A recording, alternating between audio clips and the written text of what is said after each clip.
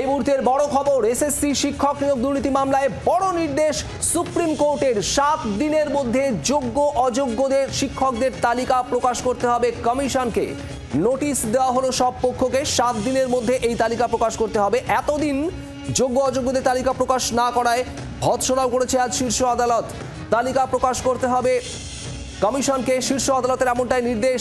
রাজীব চক্রবর্তী আমাদের প্রতিনিধি রয়েছেন আমাদের সঙ্গে। রাজীব, 7 দিনের মধ্যে যোগ্য অযোগ্যের তালিকা প্রকাশ করার নির্দেশ দেওয়া হয়েছে, ঠিক কি বক্তব্য শীর্ষ আদালতের? দেখো, সুপ্রিম কোর্টের স্পষ্ট বক্তব্য যে এক্ষেত্রে তালিকা প্রকাশ করতে হবে এবং কারা অযোগ্য তাদের তালিকা প্রকাশ করতে হবে। স্বাভাবিক নিয়মেই কারা অযোগ্য সেই তালিকা প্রকাশ হলে যোগ্যদের তালিকাও সামনে চলে আসবে। এক্ষেত্রে যারা অযোগ্য বলে যারা ঘোষিত, যাদের চাকরি গিয়েছে, যারা পরীক্ষায় বসতে পারবেন না, তাদের নিয়েই মূলত এই রায়। হ্যাঁ রাজীব, সম্ভবত রাজীবের সঙ্গে যোগাযোগ বিচ্ছিন্ন হয়ে গিয়েছে। শুভদীপ, আমরা আরো একবার খবরটা জানিয়ে রাখি। এসএসসি শিক্ষক নিয়োগ দুর্নীতি মামলায় বড় নির্দেশ দিল সুপ্রিম কোর্ট। 7 দিনের মধ্যে যোগ্য এবং অযোগ্য শিক্ষকদের তালিকা প্রকাশ করতে হবে কমিশনকে। এর আগে আমরা জানি একাধিকবার এই মামলা নিয়ে কমিশনকে সুপ্রিম কোর্টের ভৎসনার মুখে পড়তে হয়েছে।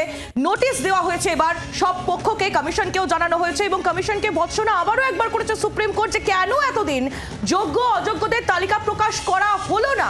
এসএসসি শিক্ষক নিয়োগ দুর্নীতি মামলায় বড় নির্দেশ সুপ্রিম কোর্টে।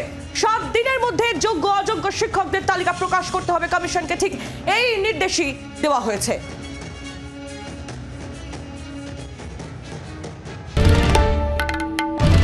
বাংলার আওয়াজ, বাঙালির আবেগ, জি 24 ঘন্টা।